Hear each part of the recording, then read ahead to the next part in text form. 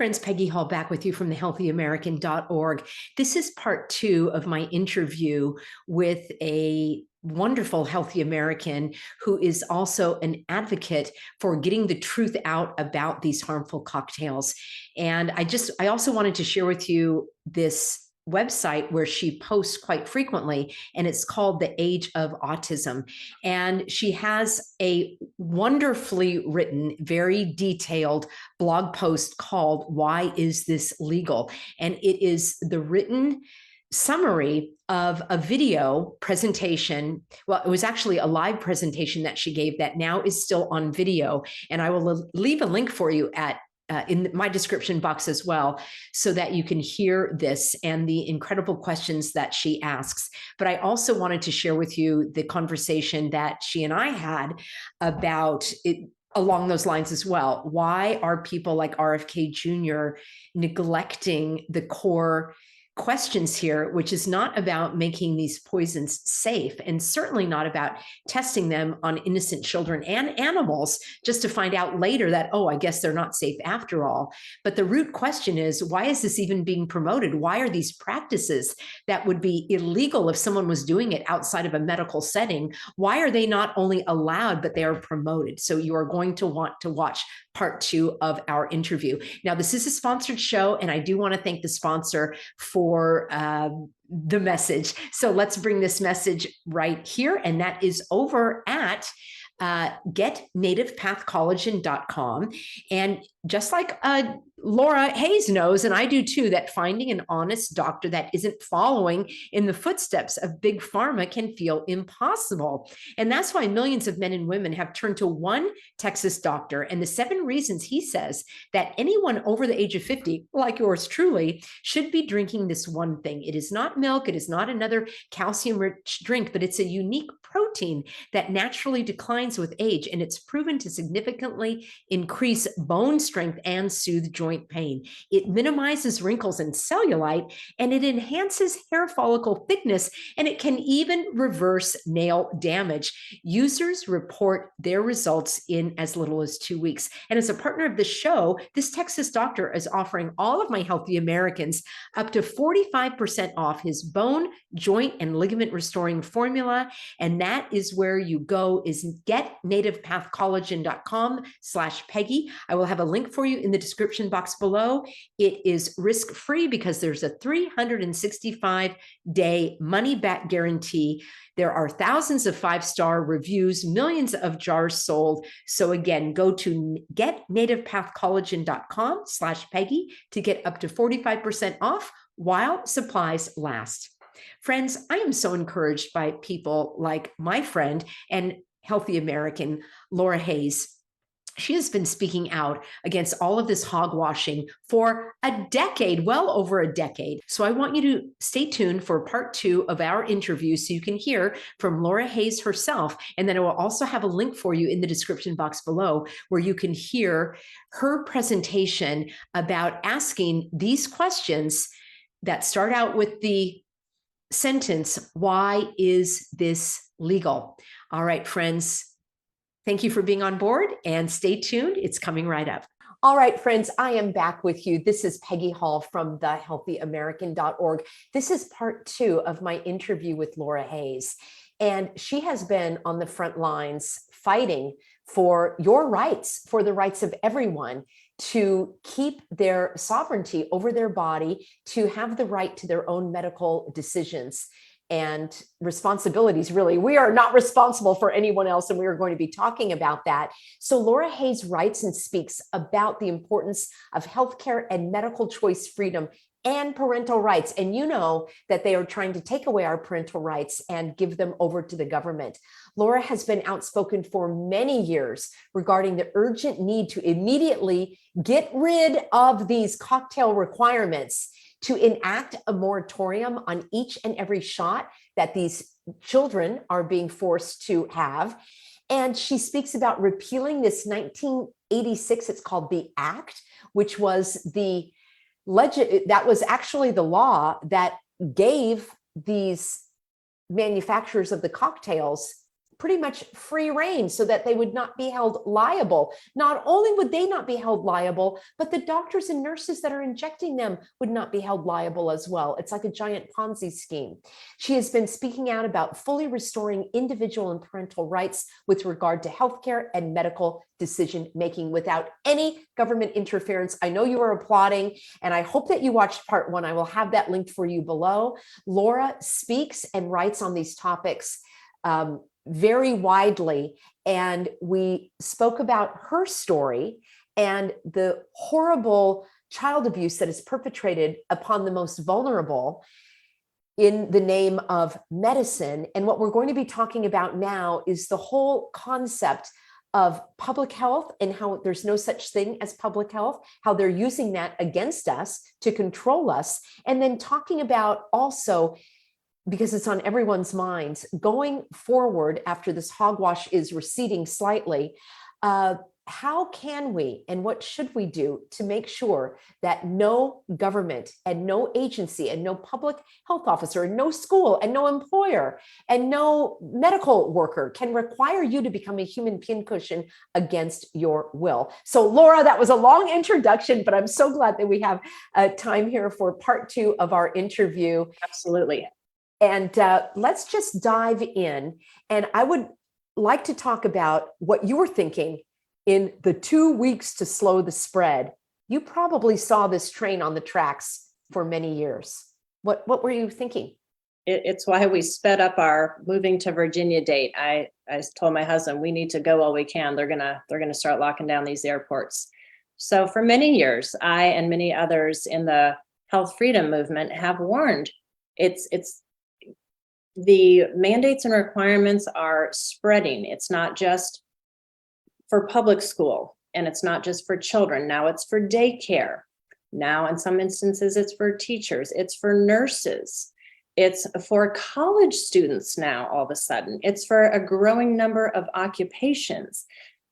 Even if your work takes you into a hospital, you might not know this, if you go to fix the elevator in a hospital, you have to have proof of your vaccinations.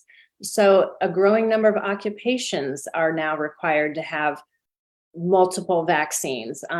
My daughter wanted to be a nurse, and she would have been the nurse you wanted if you ever had to be at the hospital. But due to the vaccine requirements, not necessarily of the nursing school, she might have been able to find one that she could just go by whatever the state law was. But we were told by multiple nursing schools, when you go to do the training in the hospital, that's where she's going to have the vaccine. So even if we say she doesn't ask the school, there's no hospital that we work with where she would be required to do training, where she would not be required to get vaccinated. And let me just say, Laura, this is exactly where these evildoers are going. They are going after the vulnerable young adults who have their careers, their life ahead of them, whether they're going to college, nursing school, into the military, and they see what's ahead of them. And it's the government and these employers are holding the carrot saying, come on, come on. All you need to do is become a human pincushion. My husband and I have worked with so many of these individuals in the medical settings. And that's exactly what they say. Oh, the nursing program isn't the problem. We don't have any problem. We're not discriminating against you. It's the clinical sites. And it has been a tooth and nail fight. There have been some successes where the students have had to find a clinical site that would allow them to honor their bodies and their choices and to not undergo these egregious, unethical, coercive, discriminatory tactics. But so many of these young adults, they'll either change their profession. And I also believe that this is one of the other nefarious agendas that they have, is they do not want ethical, moral people of faith to be in the medical settings. They only want the order followers. They only want the ones that are going to be gung-ho about the human pincushions. They don't want the critical thinkers that are going to say, no, this doesn't sound right for me. So they want to eliminate those, that portion of our society. Those who will push back. That's right. From education, from the medical field, from the military. I agree. And the good news is there are alternative types of healthcare establishments that are being created. And I think more will happen in our lifetime. I forgot to mention to the viewers, if you did not see part one, Laura is also the parent to a vaccine damaged, injured young adult now. And she noticed that things weren't going right with her children when they were young. So at a very early stage in their life, she started to speak out against this. She's been on the front lines of the battle for many, many years with a lot of successes in terms of speaking, educating, encouraging parents to stand up against this, to follow their maternal and paternal instincts and to protect their children. So I just want to get that out in this part too. But let's pick up the conversation in terms of the reason why these entities, the medical settings, the schools, the employers, the healthcare, the, as I mentioned, elder care, daycare. Yeah. Now, they say this because if you're not wearing the raincoat, everybody else gets wet. And that is under the guise of public health. So if you have a headache, Laura, I should take aspirin because it's my responsibility to get rid of your headache. Or how is my taking medicine going to make your medicine work better? And this has been the ruse that they've used from day one, which is why it is so important that we help people understand that public health doesn't exist the way that we've been told. There's public sanitation. We obviously want clean water. We want clean air. We want to make sure that, the trash is picked up twice a week. But that is a far cry from an individual being responsible for someone else's health, unless, of course, it's a parent and a child. We're speaking about independent. The parent is responsible for the child's health, not the government and not someone else. Let me know your perspective about this public health ruse, why it is such a powerful tool of the enemy, and what we can do to shut that down. Well, first, I want to comment back on what you said. They continue to shift the goalposts. So vaccines originally were to protect you, the recipient. And when that stopped working, well, it's to protect those around you. You're selfish. You can't get you to do it for yourself anymore. So now you need to do it for those around you. And then they taught the people around you to fear you if you didn't do that for them. So first do it for yourself. That argument didn't work long enough. Now you need to do it for those around you. That stopped working. Now you need to do it for the immune compromised. And why don't we all ask why we have so many immune compromised people in the first place? They're immune compromised because of the vaccinations in many cases. Okay, now if you won't do it for yourself or those around you or the immune compromised, how about you're going to kill grandma? They keep having to move the goalpost because people really don't want this stuff in many cases. And then your question, remind me which one you wanted to be. Well, this concept. The public health. So public health yeah. is something they've slipped into the vernacular. It has no basis in reality. There's no such thing as public health. As you mentioned, there's public sanitation, which leads to individual health. There are things like public safety measures, such as ensuring that bridges are safe and ensuring that criminals stay behind bars. There are measures like building codes and inspections, and those result in a healthier person if the bridge doesn't collapse while you're on it, etc. But health, there's no such thing as public health. Health is individual. And one thing that's really important is if we could go back to that, where people take ownership of their own health and the health of their children and families. And you're allowed to think, question, and utilize common sense, because then what happens is you start seeing what works and what doesn't. Geez, my children are grumpy when I let them stay up till midnight. We're not going to do that anymore. My children don't feel well and behave well when I feed them a high sugar Frosted Flakes diet.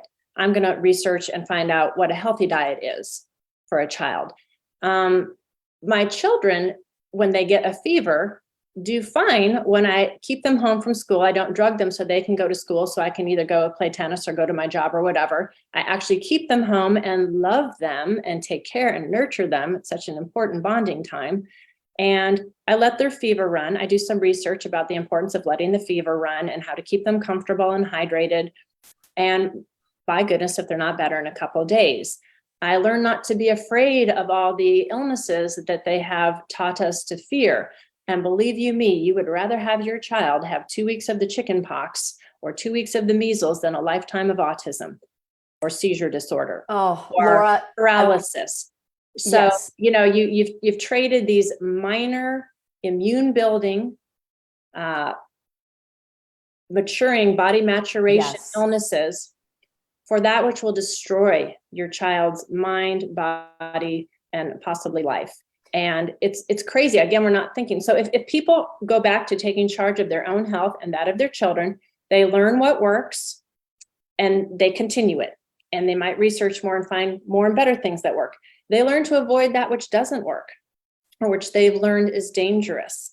And they learn things they want to avoid completely. I'm not going to spray Roundup in my yard. I read way too much about glyphosate and how awful that is. And boy, if you read my Why Is This Legal presentation, you'd learn why you're never going to allow a vaccine into your child. So, but taking charge, and if vaccines, if there's never a moratorium on them, if they're still on the market, if you are pro-vaccine, go get all the vaccines you want and then some. And if they work, you should feel protected. And if they don't work, if you're worried that I don't have my vaccines, then you know at some level you've been duped. Your vaccine either works or it doesn't. My taking a vaccine does not make your vaccine work better. So if you want to maintain the illusion that vaccines are good and needed and safe and effective and all those things, and they're still on the market, please go get as many as you want. Then you should feel very protected if they work. And if they don't work, don't come after me to ask me to poison myself or poison my children. Go to the manufacturers and say, this thing isn't working. I've gotten this and got my kid the pertussis vaccine 5 times by age 5. And guess what? They got pertussis. The whole All the concept that time, you the have to get it epidemics every in month. Yeah. California, I've written about it in my presentations. I think it was my first presentation, epidemic after epidemic after epidemic in California, it was among the vaccinated. And you get 5 by 5. And if vaccines work, why do you need 5?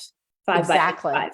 Why do you need boosters? Why are they continually adding boosters? Oh, we found out this doesn't work, or it doesn't work against this or that. It's just, like you said, it's this, I forget the term you use, but it's this proxy or Ponzi scheme. That's It right. just, and the more you get, then the more other illnesses you get. Then you're at the doctor for this, that, and the other, because these things make you sick. But we need to go back to taking charge. A great book is by the late Dr. Robert Mendelsohn in the 1980s, who wrote How to Raise a Healthy Child in Spite of Your Doctor. And he's been outspoken against the medical industry and doctors and vaccines for his career. And that book is a great one. If you know someone who's pregnant, give them that book, How to Raise a Healthy Child in Spite of Your Doctor. It has common sense parenting and tells you the very, very, very few times that you actually do need to take your child to a doctor, and tells you what to do when they have other symptoms, how you can nurse them back to health at home. I'll put a link for that book, and I will put a link for your presentations. So friends, this information is so powerful to share with others. And the person who's occupying the White House tried to enforce this upon adults. And it's stunning to me because so many of the adults that actually had their children injected all these years, when it came to them, they said, oh no, I don't want any part of this. And many of them came to me and my husband for assistance in pushing back against their employer. And the good news is that it opened their eyes to what was happening with their children. And some of these were young adults. I had a number of pregnant moms to be that were very concerned about what would happen in the hospital. So I do believe that the serpents were pushing so hard on this that it is backfiring, and many people are waking up. So lawsuits went against Biden, went against his illegal mandates, and many people breathed a sigh of relief. But as we go forward, I would like to have a list of questions related to this that we need to have these candidates face and answer honestly. So Laura, what are some that need to come out? What are some of these issues that need to come out for all of the candidates to address directly? Well, what's interesting is you could ask any candidate, including I think every current candidate and even possible candidate, do you support the banning of vaccine mandates? And I don't think you're going to find one candidate who will answer yes. And to me, that is just such a problem. But at a bare minimum, we must ban the mandates. If you cannot opt out,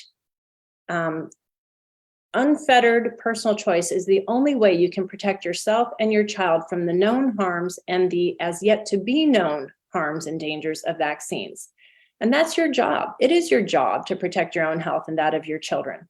And you can't do that in the presence of mandates. You can't have informed consent in the presence of mandates.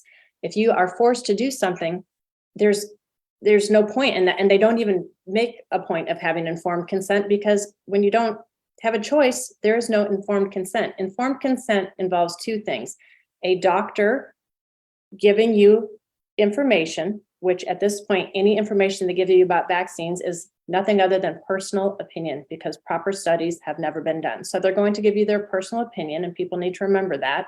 It's whatever garbage they were taught at medical school or from their pharma reps. And then you need, the second part of informed consent is to give permission. Well, none of that happens in the presence of mandates. You also can't have medical mandates in an ethical and free society. First of all, obviously the free part is obvious. You're not free if someone's telling you have to inject this into yourself or your child. And ethical, it's not ethical for anyone to force you or your children to be injected with the heinous ingredients we know are in there. But one other thing we haven't covered yet, they are allowed to have as many undisclosed ingredients as they want. There are many undisclosed ingredients under the guise of trade secrets and generally recognized as safe. So they don't even have to disclose. And even if they did, is there one pharmaceutical company that we can trust? No. Okay. They've had billion-dollar lawsuits against them. And those are the ones that we even know about that they've lost. And half the time, if not more than half the time, they probably get off on criminal charges. So anyway, we just,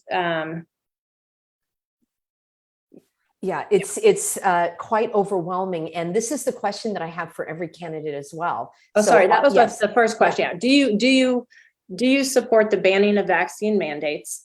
Do you support the immediate repeal of the 1986 Act? No industry, and especially the pharmaceutical industry, but no industry should be indemnified and be liability free. That's insane.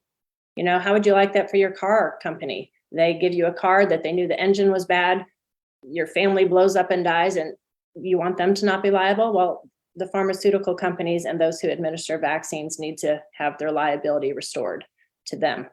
And then the third thing is to ask the candidates, do you support an individual and a parent's right to make any and all healthcare and medical decisions for themselves and their families and their children without any government interference, coercion, cost, or penalty?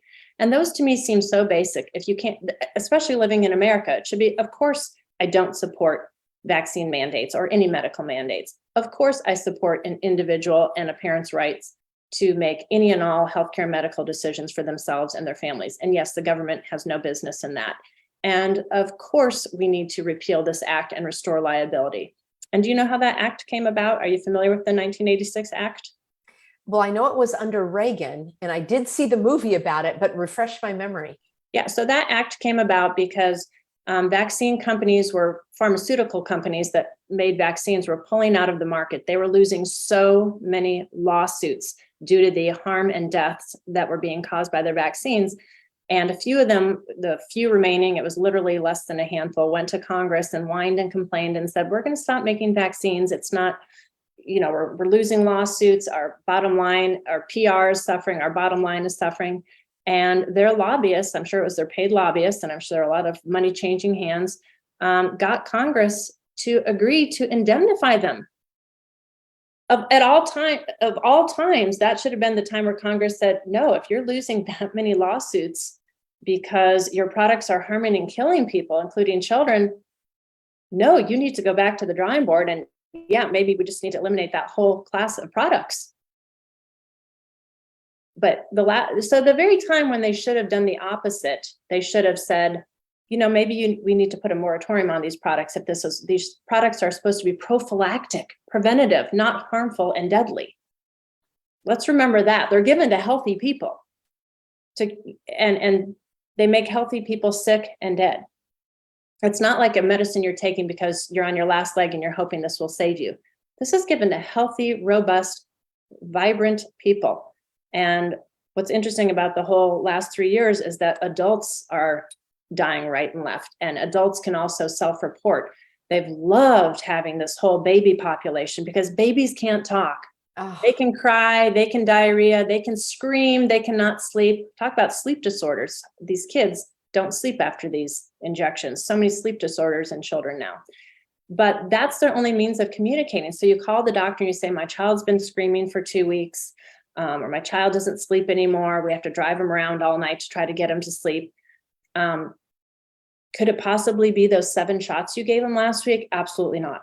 Every time, it's absolutely not. But again, this is where we go back, maternal instincts, common sense, look at the timeline. When did your child stop pooping? When did your child stop sleeping? When did your child start crying all the time? When did your child start tantruming all the time? When were they not interested in eating? Whatever it is, whatever the new symptoms, whatever the new strange behaviors or the loss of skills, go back and look at their vaccine records. It's so troubling, Laura, because as we talked about in our part 1 video, parents have been really, I was going to use the word coerce. They've really been pushed in our society to trust doctors and to not question them. And I know people personally who had a child that was damaged this way, and then they just were told, oh no, our son just suddenly at the age of 2 just suddenly started having seizures. It's this brain lesion that was not caught previously. And it's so heartbreaking, not only because of the devastation to the child, but the parents are unable to face reality. They cannot, or they feel that they are unable to face their culpability in that. They cannot face the fact that it was their actions that resulted in this. And as a parent, genetic, I've heard so many people, the high schooler goes in to get a slew of vaccines for high school, and all of a sudden they start having some paralysis. Oh, it's a genetic condition that's just manifesting itself. I mean, there are myriad excuses that the doctors can and do give that parents, unfortunately, seem all too happy to buy instead of looking at cause and effect. Right. Got these injections, and a short while later, their health declined, or in the case of a younger child, their development stopped or regressed. That's not normal. Childhood is a progressive, a move forward every day, new words, new skills, new language. This standstill, or how many times are we seeing like 4 and 5-year-olds in diapers? I saw one again this past weekend, and not able to answer basic questions when you interact with them, like in an elevator, like, hi, what's your name? Oh, is that I like your basketball. And they just deadpan. They don't communicate, and they're wearing the diaper. And it's like, this is not normal.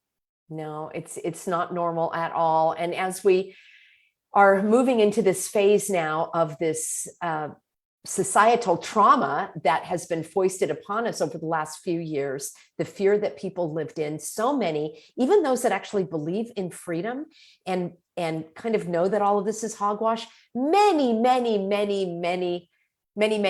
of them went along and became human pincushions because, well, I had to, and I didn't want to take a chance, and I'm around children, I've got an elderly grandparent, and they went along with it anyway. And it's so devastating to hear that. So friends, this is the time to stand up for yourself, to learn from Laura, to learn from all of her research, her studies, her speaking engagements, her blog posts. She writes and speaks about this very articulately, and I would love for you to share this information with parents and grandparents, with everyone that needs to know it. And as we go into these elections, do not allow these candidates to say, well, that's not a topic I'm going to speak about. I'll speak about that once I'm elected. I am against mandates unless these cocktails are safe and effective. As we finish up, Laura, what is your take on this whole concept of unless they're safe and effective? Is there some sort of magic medicine that's okay if the government forces us to take? Yeah, there can be no caveats. There cannot be until the CDC cleans up its act, or until we need more studies, we need more time. In the meantime, we're going to keep giving them to you, but just give us more time, give us some more tax money so we can do some more studies. We, even if they say we need more studies, no, we don't. There are plenty of studies out there that are very valid and very damning, and we don't need studies. We have personal and parental reports by the millions, and those are the most important. If I told you that, if you're the doctor and I come in and say, my child hurt his arm, he fell out of the tree, he was climbing the tree, he fell out, I need you to look at his arm, the doctor would say, okay, sounds good. If I took in my child and had red rash all over and I said, oh, she ate strawberries today, what do you think? Is that a food allergy? Would believe me, child ate strawberries, got a rash. Any number of things, cause effect. But you take your child in, you say, doctor, brought my child into you last week, you gave him 7 vaccines. They now are kind of comatose. They've been shrieking this horrible scream I've never heard. They're going rigid for 45 minutes at a time.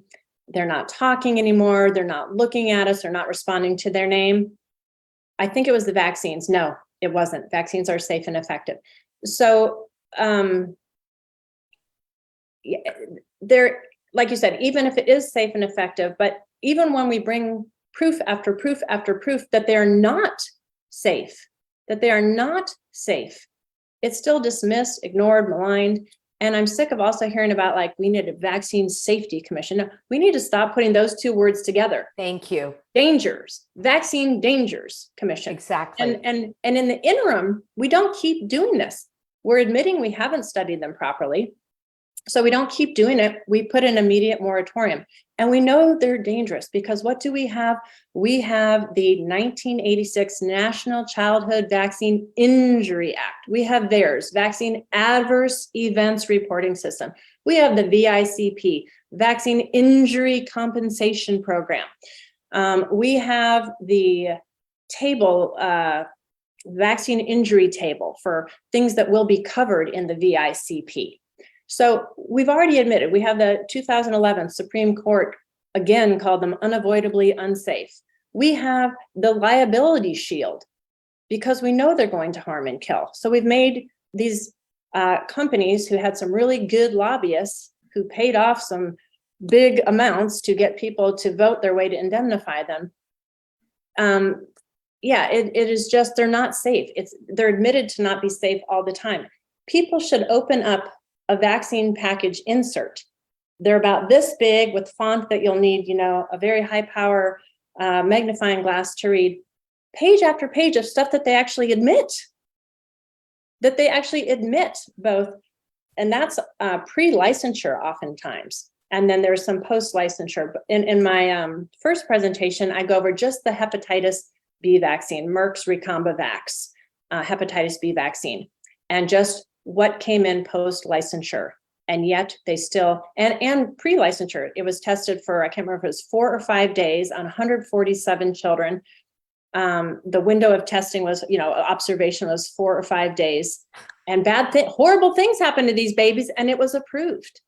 This is the science. And I have people that I know that I see regularly who one spouse understands and they're trying to convince the other spouse, but the other spouse is often in the health field industry, which I just call death fair industry, but we'll call it the medical field. Right. And their spouse will not listen to them because they know the hospital tells them it's safe and their medical school told them it was safe, and they're not going to listen to these quacks. And if the person's not a doctor, that's right. Like your friend Laura, I'm not listening to her. Is she an MD? Okay, well, Laura knows nothing. Right. The irony is, just like all these people challenging HOTES to a debate, I have challenged people to a debate. I don't need to be an MD to out-talk you on vaccines. and I'll take on any MD. Do you know what I mean? It's like, absolutely. Yeah. we parents, especially of vaccine injured children, have made it our business to know what it was we unfortunately allowed to be done to our children. So we've actually studied this stuff that the doctors don't. And in med school, they have 2 hours of training on vaccines. And it's not about what's in them or what to watch for or how they've never been studied or the corruption that underlies them from manufacture to mandate and beyond. No, they learn about how and where do you jab. Let's say it's a catch-up appointment. How do you get 13 shots via 7 or 8 needles? Which limbs do you use? And then when you think too about like all the transportation protocol, like the different temperatures that they need to be transported and maintained at, and then you look at the people working at the doctor's offices, and just even that should give people pause. Like, I always think back to the nurses who grabbed my little infants and weighed them, and I'm like, these people were not the pictures of health. They were severely overweight, unhappy, grumpy people. I'm just reporting the truth. Yeah. And they adhere. And I was thinking in hindsight, like, they wouldn't shake the vials either. The shots would be out on the tray when you walked in, and they're supposed to be shaken right before. They wouldn't do that. They just grab them off the tray. And so just all the little things that are supposed to happen. If you start reading the instructions too on those inserts about how to administer them, do it this way, roll it like this, don't shake it hard. Who reads all that? No one. Don't tell me these nurses and doctors for the 100 different vaccines that they give in any given week know the different protocols for all these different vaccines. So even that part, I'm always trying to find something to appeal to people, but the hardest ones are the people who are in the medical field. And I just feel for the people where one spouse has figured it out and they can't convince the other spouse. Well, in that case, really delaying, I think that's a really good tactic. I had that also with the cooties cocktail, where there was one spouse that really wanted to do it. And my recommendation was just first start on the delay. Yes. Like, okay, well, let's put that off. Are you okay with that? And Yes. then it's not so much of a tug of war. What I found a lot was with the divorced parents. That was really, really tricky. They had a 50% authority over their medical decisions. And that was really, really heartbreaking. So there were success stories in let's delay. It doesn't have to be done right away. And I want everyone to think about this. As Laura was saying, there's no such thing as safe, and it never can be proven safe. And even if it could, think about the horrible conditions that require that. You're going to take an infant, and you, the parent, are going to put this infant, a healthy baby, into a trial for money to see whether or not it's going to be injected, and whether or not it will be damaged. Yeah. You want to be experimented on your own body, go do it. For this vulnerable, innocent baby, I could never understand, other than those people that were brainwashed and were paid, or they were being forced or coerced in third world countries where they didn't know any better and they needed their bowl of rice or something. Who in their right mind, and I guess that's part of the problem, they're not in their right mind, would allow their infant to be a part of these trials? It is stomach turning. So when I hear politicians say, or those who want to be politicians say, we need more tests, we need more placebo, well, who exactly are these guinea pigs that you want to line up? Do you want to line up and have that done? Yeah, which infant should be sacrificed? And exactly, it turns my stomach. And back, not that long ago, and in this country, including in the 1990s, they would go into these institutions of the disabled or handicapped or neglected, abandoned children, and use them as though they're discards, and it's okay to do that. Guinea pigs. No, exactly. I always wonder. No one should have this.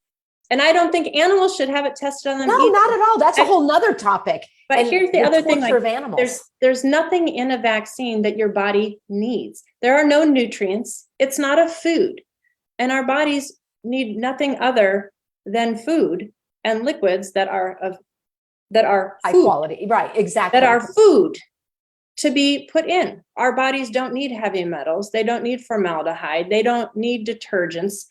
They don't need poisons. They don't need these things that we don't even know what they mean. They don't need antifreeze. That's for your How about one. this, Laura?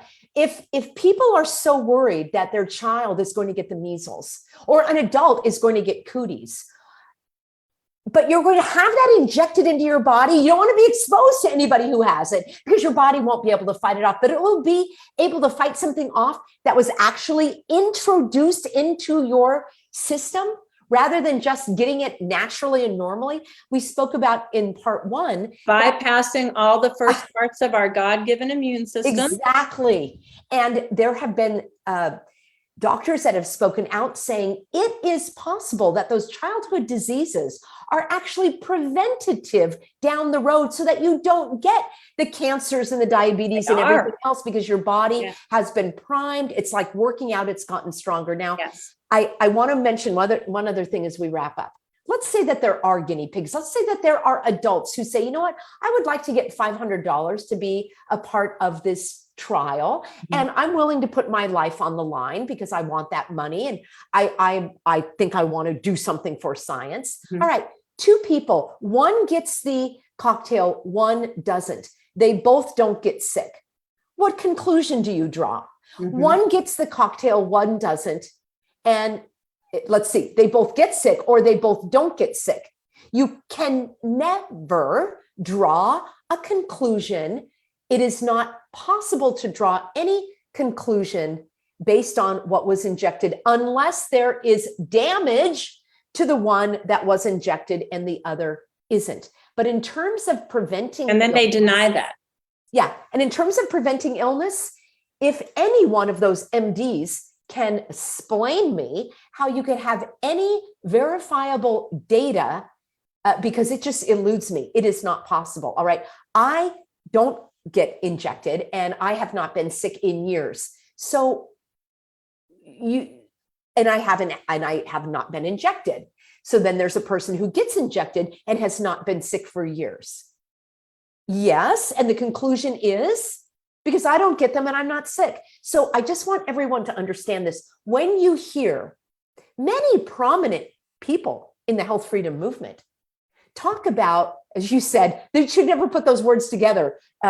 Vaccine and safety. They just don't go together. All right. When I hear about these new, groups that are forming for more studies, friends, that should make you scratch your head. That should raise some red flags. It's not about safety and efficacy. It is about your right of no consent and your right to your own medical choices, period. You want to go off and do that, as you said. Those are distractions. We don't need more studies. But a lot of, we don't need more studies. And if people want to go do them, that's fine. But that is separate from the rights issue. We have got to ban the mandates, restore individual and parental rights, and eliminate and repeal that 1986 Act. And any candidate who is not able to answer those in the correct way, yes, I'm for banning the mandates. Yes, I'm for restoring individual and parental rights. And yes, I'm for repealing that 1986 Act. Anyone who has to even think, who can't answer correctly, unequivocally, should not get your vote. The problem is, I don't think there's currently one candidate who would answer those three questions in the way they need to be answered. They're going to answer it by saying many lives have been saved. Yes. Really? Can you also produce that evidence? Yes. How do you? It's the same thing with all of these, the shutdowns and the suffocation devices. How exactly did you draw that conclusion? It's possible that whatever we went through, we would have gotten through faster if society had been continuing as it always has been. There is no way to prove that. So friends, I know that you are critical thinkers. We are going to wrap up here, Laura. I would love to have you back. So friends, Laura Hayes, she's been on the front lines fighting this. She is a concerned mom who has been through these vaccine injuries with her children. She is a leading writer and speaker on the topic, and I will have links for you below. So Laura, stick with me for one moment as we wrap up here. Friends, be sure that you share this video and you share the links to the articles, to the videos, and to that book as well. I am all about solutions, and I'm so grateful to have you here on board.